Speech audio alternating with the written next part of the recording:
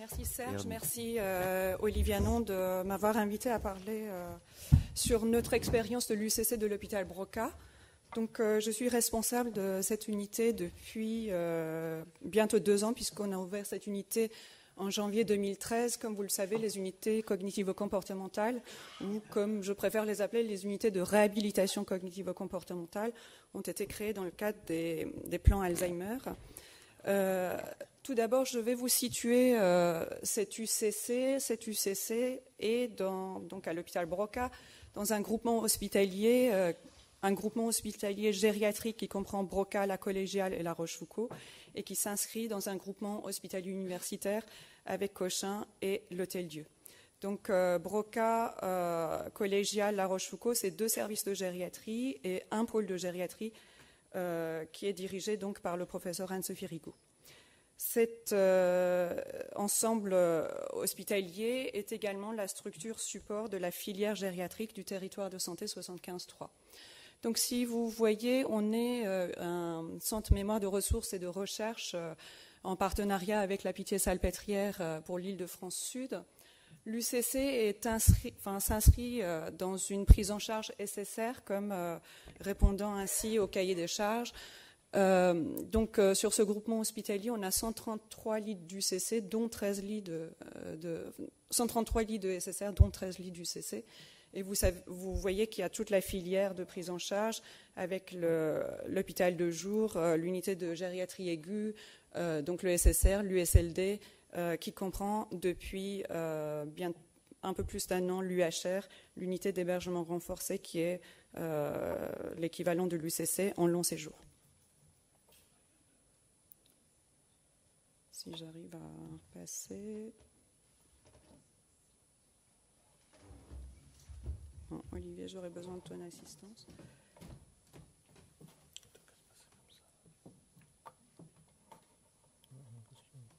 Peut-être par la flèche. Peut-être comme ça. Donc, cette unité répond partiellement au cahier des charges des UCC. C'est une unité fermée. Ah non, là, ça ne marche pas. Bon, je continue. Donc, c'est une unité fermée de 13 lits. Qu'est-ce que c'est que ce là?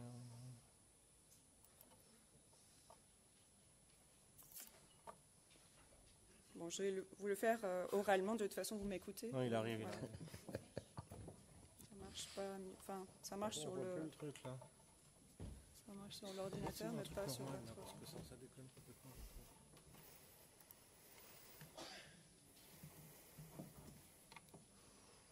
C'est un diaporama récalcitrant.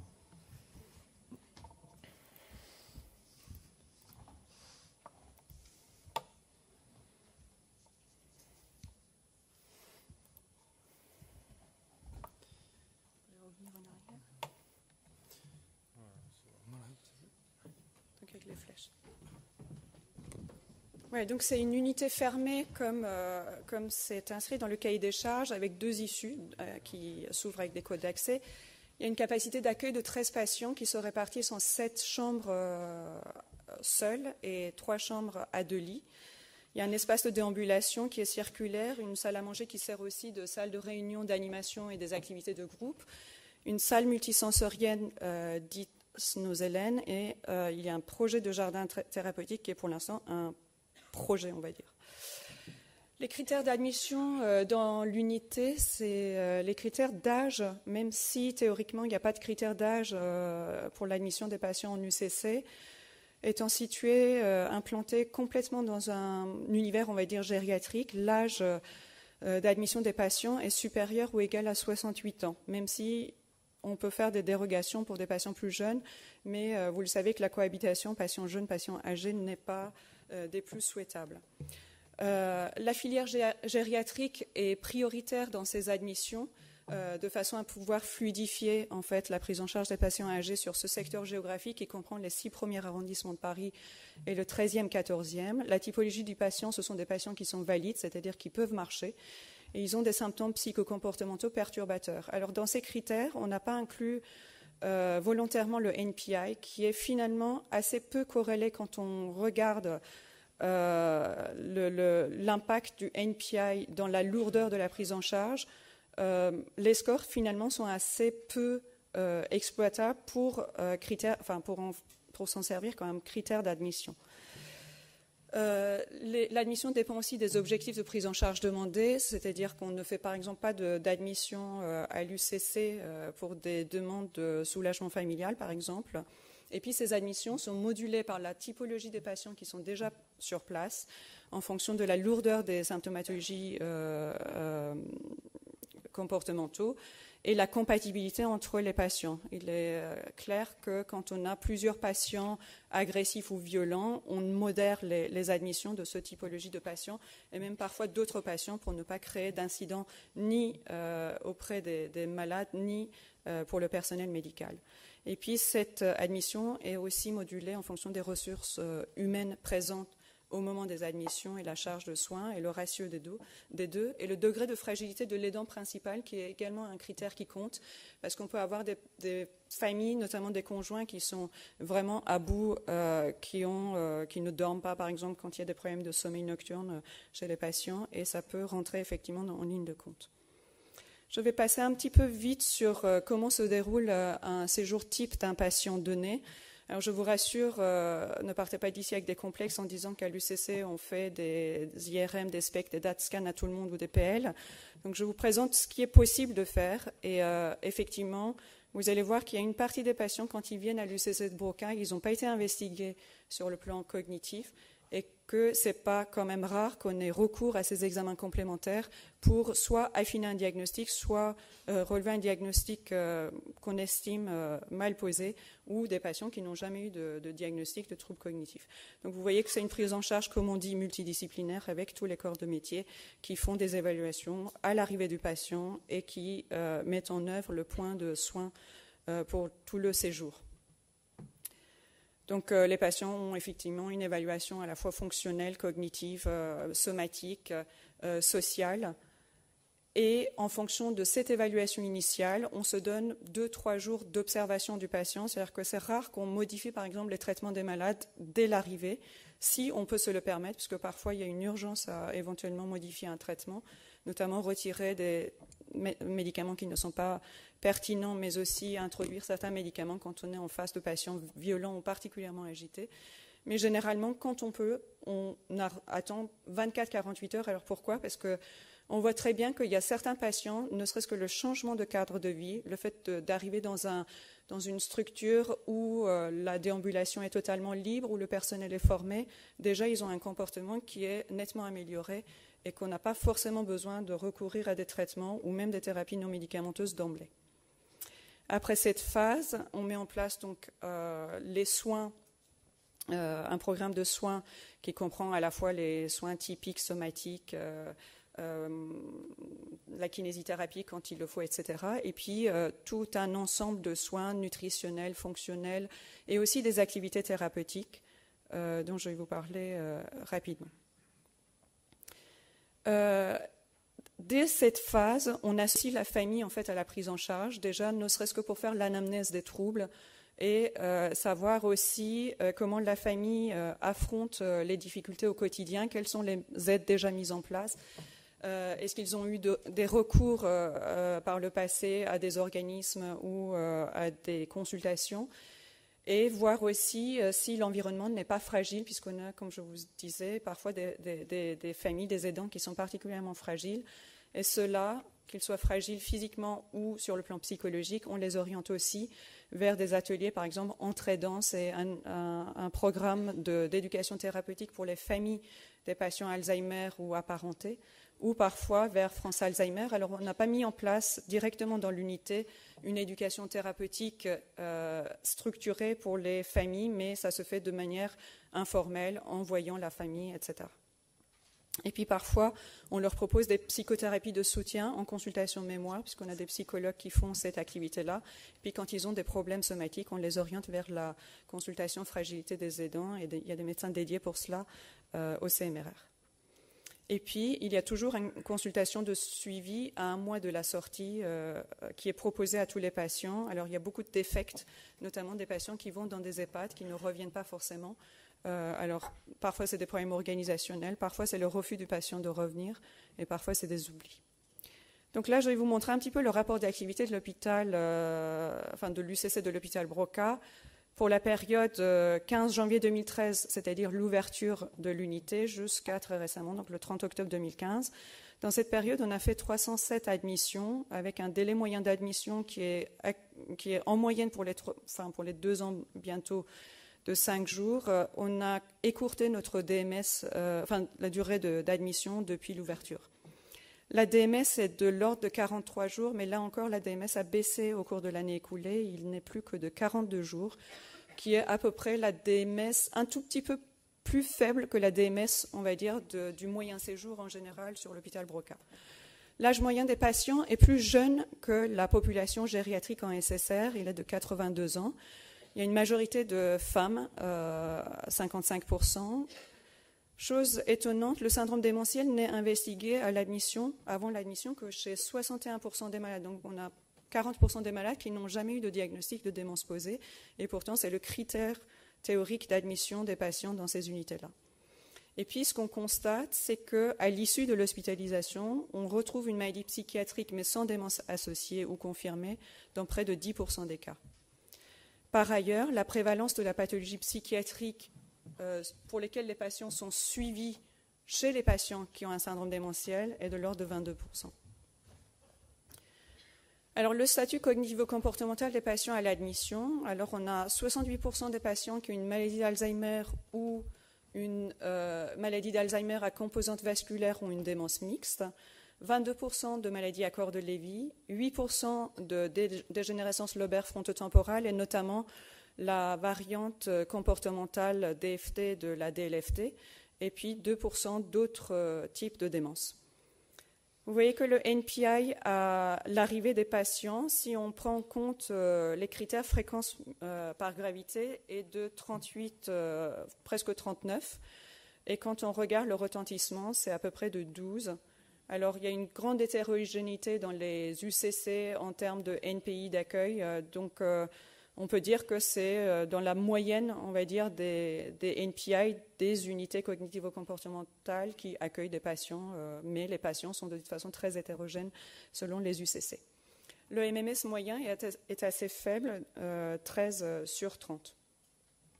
Alors, qui nous envoie les patients ?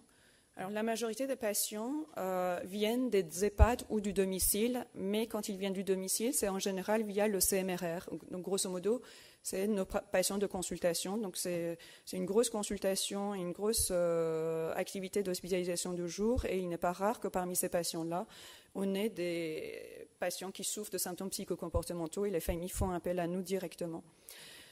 Et donc, ceci représente, avec les patients qui viennent directement des EHPAD, 49%, presque la moitié des patients qui sont adressés à l'UCC. Ensuite, on a par ordre de fréquence l'UGA, l'unité de gériatrie aiguë à la fois de l'hôpital Broca, mais également quelques courts séjours gériatriques d'autres hôpitaux qui nous envoient, mais dans ces 17%, c'est la majorité, ce sont des patients sur place, c'est-à-dire des patients de la gériatrie aiguë, ce qui permet aussi de fluidifier un peu l'activité de la filière.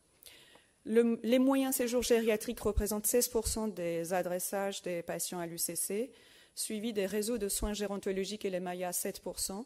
Les équipes mobiles gériatriques nous envoient 6% des patients. Alors, dans ces équipes mobiles gériatriques, on a essentiellement l'équipe mobile de Broca qui se rend à l'hôpital Cochin et il y a un an et demi, se rendait également à l'Hôtel-Dieu, qui nous envoie des patients, soit qui sont directement aux urgences de l'hôpital, soit dans les lits d'hospitalisation d'organes et qui nécessitent une prise en charge sur le plan cognitivo-comportemental. Et donc, on reçoit les patients-là par l'intermédiaire de nos confrères qui travaillent dans ces équipes. Et puis, on a quelques demandes aussi des équipes mobiles oncologiques, qui est une entité récemment créée à l'hôpital Broca. Donc, il y a 2 collègues qui s'en occupent, le docteur Orven et le docteur Chavakilian, et qui envoient parfois des patients à l'UCC, puisque leur prise en charge oncologique a été entravée justement par ces problèmes psychocomportementaux. Et puis, on a quelques activités de collaboration avec les équipes mobiles psychiatriques, mais surtout des CMP du secteur, notamment le CMP du 5e arrondissement. Et on travaille aussi avec l'hôpital Sainte-Anne et on a donc des échanges de patients dans ce contexte. On a très rarement, comme vous le voyez, des demandes directes de médecins généralistes. Et quand je mets des demandes directes de médecins généralistes, naturellement, ce sont des demandes des patients qu'on ne connaît absolument pas. Alors, les motifs d'admission à l'UCC, en se rapportant à l'évaluation faite par l'ARS. Il te reste 5 minutes. Hein. Pardon ? Oui, ça ira. Donc, les motifs d'admission à l'UCC, c'est essentiellement, naturellement, l'amélioration du comportement dans 70% des cas, la gestion d'une situation de crise pour éviter un passage aux urgences dans 16% des cas, et puis plus rarement des pathologies aiguës, mais vous voyez qu'on a 12% des patients qui sont adressés essentiellement pour un bilan diagnostique. Alors, je vous épargne toutes les exploitations qu'on peut faire sur toute l'activité de Broca pour vous parler de deux choses. L'évolution des prescriptions des psychotropes, puisque c'est ce qui intéresse notamment les agences de santé, notamment l'ARS, et notamment pour les neuroleptiques. Vous voyez que les patients à l'arrivée à l'hôpital, à l'UCC, sont massivement traités par des neuroleptiques, 30%, mais ce que vous voyez et qui paraît peut-être décevant, c'est que cette baisse des neuroleptiques n'est pas non plus énorme, mais on peut comprendre ça facilement et quand on regarde dans le détail, c'est qu'on a, comme je vous ai dit, pas mal de patients qui sont à profil psychiatrique et ces patients-là ont naturellement besoin souvent de leurs neuroleptiques. Alors ce qui change parfois, c'est les modifications des neuroleptiques pour prescrire les neuroleptiques les plus adaptés pour chaque cas. Les antidépresseurs sont largement prescrits à la fois à l'admission mais aussi à la sortie. Donc vous voyez qu'il y a une augmentation au cours du séjour de la prescription des antidépresseurs aux dépens des benzodiazépines dont la prescription baisse au cours du séjour. Les anticomiciaux sont rarement utilisés et on a rarement détecté des véritables crises comiciales à l'origine des troubles du comportement. Et on se sert assez peu des anticomiciaux à titre thymorégulateur ou pour traiter un trouble du comportement. Les hypnotiques sont en légère hausse à la sortie de l'UCC par rapport à l'entrée. Il y a un doublement de la prescription des anti-Alzheimer, c'est-à-dire la mémantine et les anticholinésterasiques au cours du séjour. Et les thymorégulateurs, il n'y a pas tellement de changements en cours de séjour.